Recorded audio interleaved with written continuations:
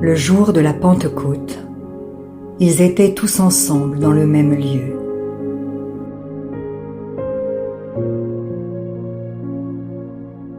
Tout à coup, il vint du ciel un bruit, comme celui d'un vent impétueux, et il remplit toute la maison où ils étaient assis.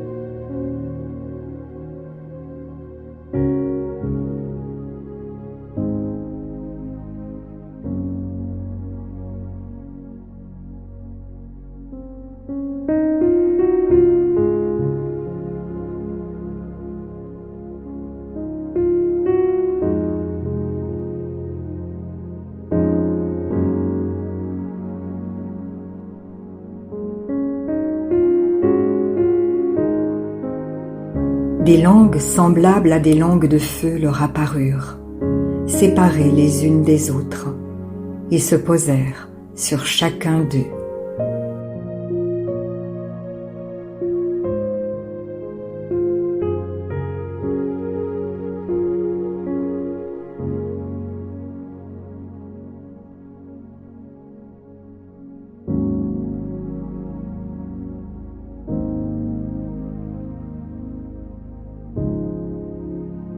Et ils furent tous remplis du Saint-Esprit, et se mirent à parler en d'autres langues, selon que l'Esprit leur donnait de s'exprimer.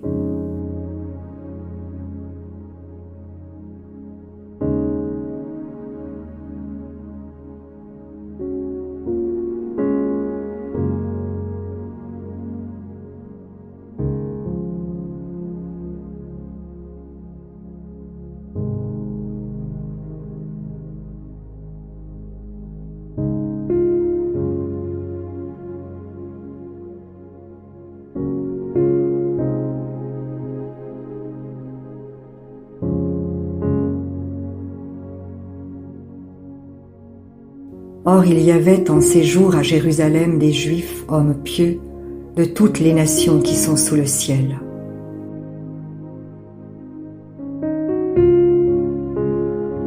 Au bruit qui eut lieu, la multitude accourut, et elle fut confondue parce que chacun les entendait parler dans sa propre langue.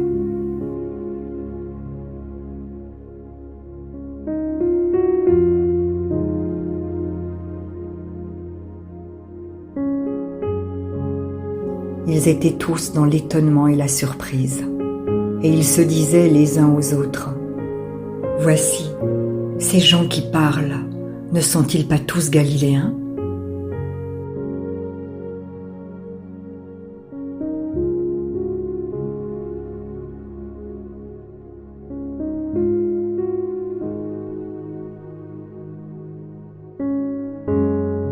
Et comment les entendons-nous dans notre propre langue à chacun, dans notre langue maternelle ?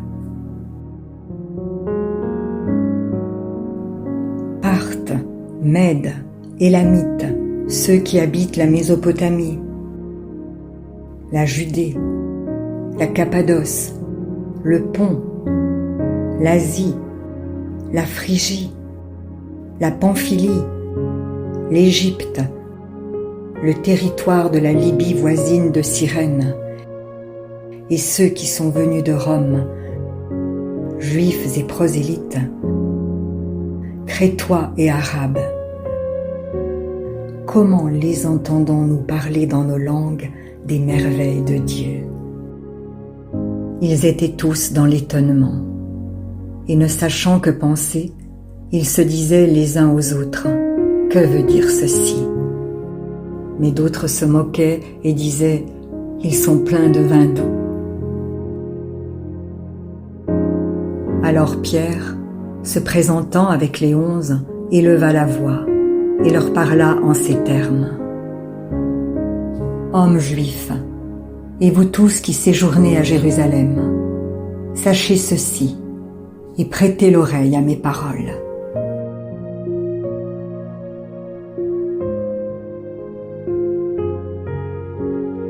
Ces gens ne sont pas ivres, comme vous le supposez, car c'est la 3e heure du jour.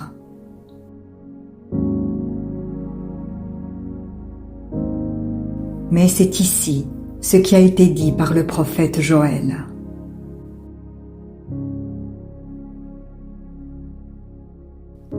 Dans les derniers jours, dit Dieu, je répandrai de mon esprit sur toute chair. Vos fils et vos filles prophétiseront, vos jeunes gens auront des visions,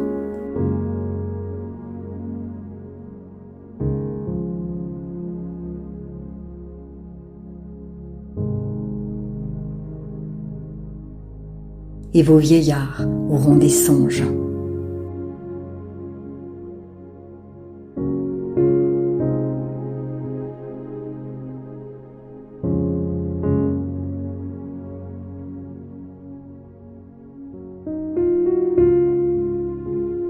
Oui, sur mes serviteurs et sur mes servantes, dans ces jours-là, je répandrai de mon esprit, et ils prophétiseront.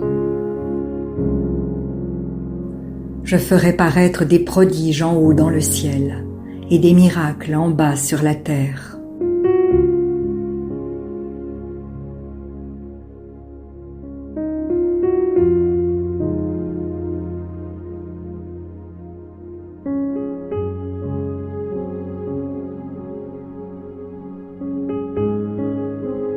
Du sang, du feu et une vapeur de fumée.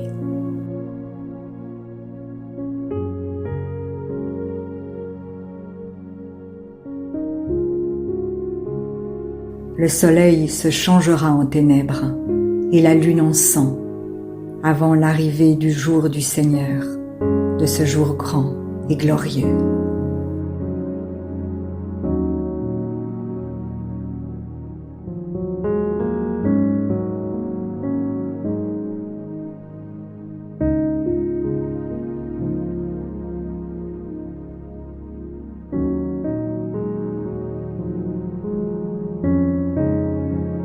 Alors quiconque invoquera le nom du Seigneur sera sauvé.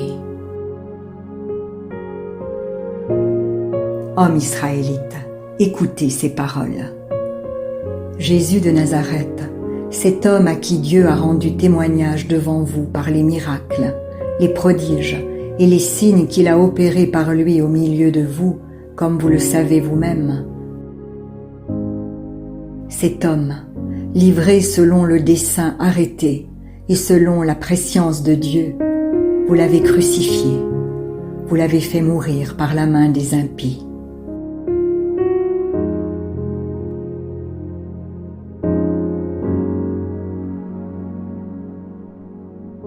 Dieu l'a ressuscité en le délivrant des liens de la mort, parce qu'il n'était pas possible qu'il soit retenu par elle.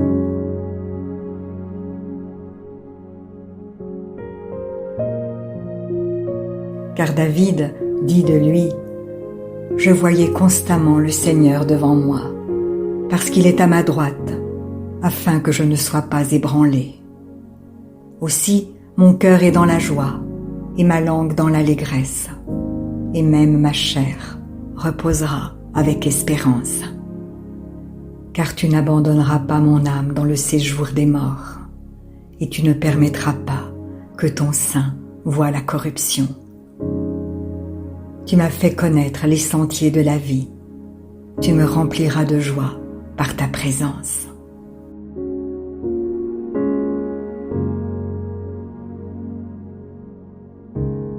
Hommes frères, qu'il me soit permis de vous dire librement, au sujet du patriarche David, qu'il est mort, qu'il a été enseveli, et que son sépulcre existe encore aujourd'hui parmi nous. Comme il était prophète et qu'il savait que Dieu lui avait promis avec serment de faire asseoir un de ses descendants sur son trône, c'est la résurrection du Christ qu'il a prévue et annoncée, en disant qu'il ne serait pas abandonné dans le séjour des morts et que sa chair ne verrait pas la corruption.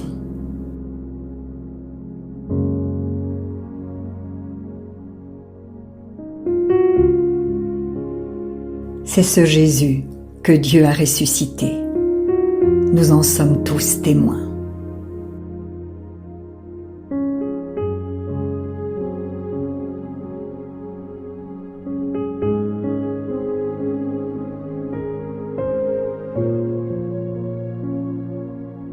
Élevé par la droite de Dieu, il a reçu du Père le Saint-Esprit qui avait été promis, et il l'a répandu, comme vous le voyez et l'entendez. Car David n'est pas monté au ciel, mais il dit lui-même, « Le Seigneur a dit à mon Seigneur, assieds-toi à ma droite, jusqu'à ce que je fasse de tes ennemis ton marchepied. »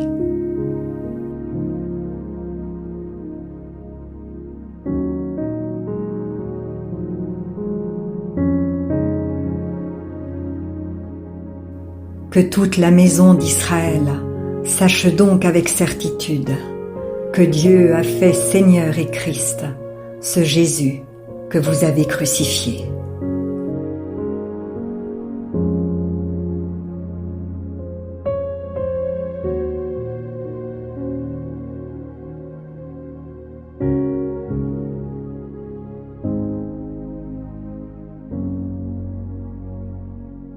Après avoir entendu ce discours, ils eurent le cœur vivement touché, et ils dirent à Pierre et aux autres apôtres, « Hommes frères, que ferons-nous »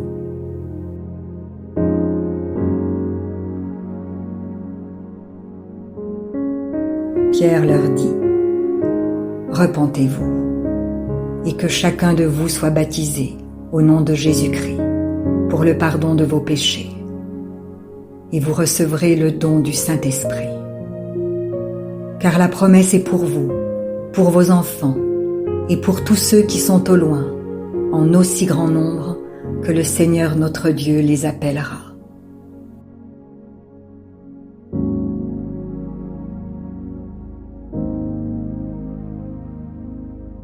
Et par plusieurs autres paroles, il les conjurait et les exhortait, disant, « Sauvez-vous de cette génération perverse. »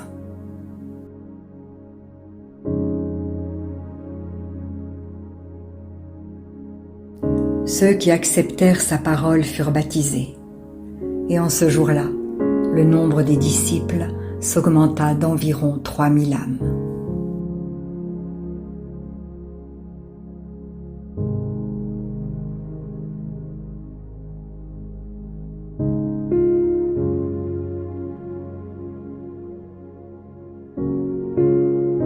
Ils persévéraient dans l'enseignement des apôtres, dans la communion fraternelle, dans la fraction du pain et dans les prières. La crainte s'emparait de chacun, et il se faisait beaucoup de prodiges et de miracles par les apôtres. Tous ceux qui croyaient étaient dans le même lieu, et ils avaient tout en commun.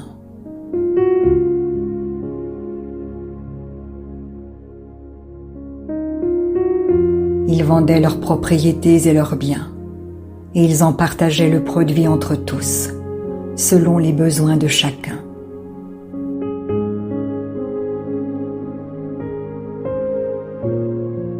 Ils étaient chaque jour tous ensemble assidus au temple.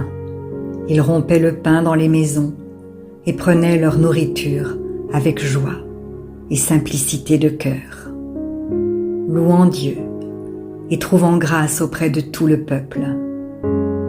Et le Seigneur ajoutait chaque jour à l'Église ceux qui étaient sauvés.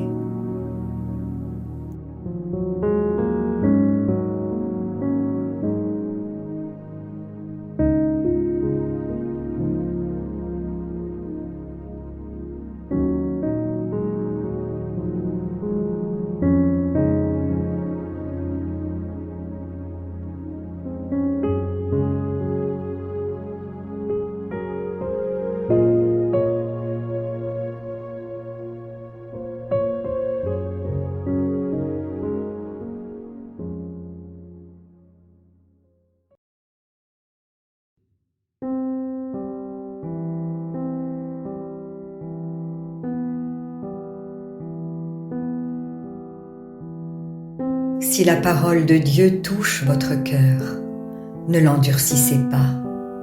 C'est Jésus qui se manifeste. Il vous dit, « Voici, je me tiens à la porte et je frappe. Si quelqu'un entend ma voix et ouvre la porte, j'entrerai chez lui. Je souperai avec lui et lui avec moi. » Alors, si vous n'avez pas encore fait de Jésus votre Sauveur et votre Seigneur personnel, vous pouvez maintenant le faire. Déclarez à haute voix et d'un cœur sincère, « Père, je te remercie, parce que tu as envoyé Jésus-Christ, mourir sur la croix pour mes péchés, et tu l'as ressuscité des morts. Je désire, du plus profond de mon cœur, recevoir ce pardon et être racheté par le sang de Jésus. Je t'accueille maintenant, Jésus, comme mon Seigneur et mon Sauveur. Je renonce désormais au péché et je veux te suivre tous les jours de ma vie. Au nom de Jésus. Amen. Si vous avez fait cette prière, dites-le nous simplement dans les commentaires. Nous prierons pour vous et nous nous réjouirons avec le ciel tout entier, car Jésus a dit « Sachez qu'il y a plus de joie dans le ciel pour un seul pécheur qui se repent que pour 99 justes qui n'ont pas besoin de repentance. » Puis continuez de vous fortifier et de vous purifier par la parole de Dieu. La foi vient, mais elle ne vient que d'une seule source, de ce qu'on entend de la parole de Christ. Demandez à l'Esprit Saint de vous guider et de vous éclairer dans sa connaissance.